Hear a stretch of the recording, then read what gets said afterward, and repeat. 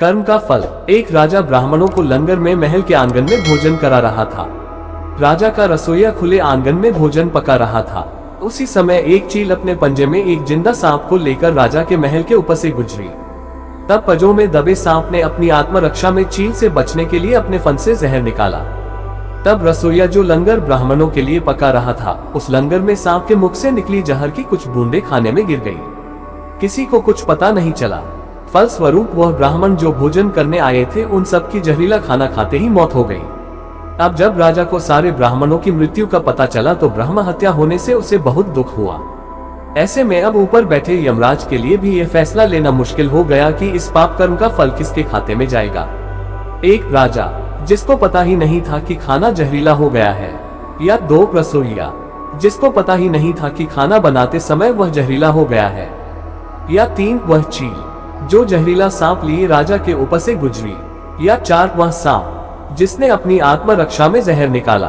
बहुत दिनों तक यह मामला यमराज की फाइल में अटका रहा। फिर कुछ समय बाद कुछ ब्राह्मण राजा से मिलने उस राज्य में आए और उन्होंने किसी महिला से महल का रास्ता पूछा। उस महिला ने महल का रास्ता तो बता दिया, पर रास्ता बताने के साथ साथ ब्राह्मणों से ये भी कह दिया कि देखो भाई, जरा ध्यान रखना, वह राजा आप जैसे ब्राह्मणों को खाने में जहर देकर मार देता है। बस जैसे ही उस महिला ने ये शब्द कहे, उसी समय यमराज ने फैसला ले लिया कि उन मृत ब्राह्मणों की मृत्यु के पाप का फल इस महिला के खाते में जाएगा और इसे उस पाप का फल भुगतना होगा।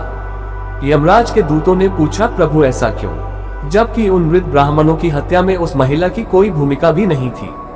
तब यमराज ने कहा कि भाई देखो, जब कोई व्यक्ति पाप करता है तब उसे बड़ा आनंद मिलता है, पर उन मृत ब्राह्मणों की हत्या से ना तो राजा को आनंद मिला, ना ही उस रसोइया को आनंद मिला, ना ही उस सांप को आनंद मिला, और ना ही उस चील को आनंद मिला, पर उस पाप कर्म की घटना का बुराई करने के भाव से बखान कर उस महिला को जरूर आनंद मिला। इसलिए राजा के उस अनजाने पाप कर्म का फल अब इस महिला के खाते में जाएगा। बस इसी घटना के तहत आज तक जब भी कोई व्यक्ति जब किसी दूसरे के पाप कर्म का बखान बुरे भाव से बुराई करता है, तब उस व्यक्ति के पापों का हिस्सा उस बुराई करने वाले के खाते में भी डाल दिया जाता है। अक्सर हम जीवन में सोचते हैं कि हमने जीवन में ऐसा कोई पाप नहीं किया, फिर भी हमारे जीवन में इतना कष्ट क्यों आया। ये कष्ट और कहीं से नहीं, बल्कि लोगों की बुराई करने के कारण उनके पाप कर्मों से आया होता है, जो बुराई करते ही हमारे खाते में ट्रांसफर हो जाता है।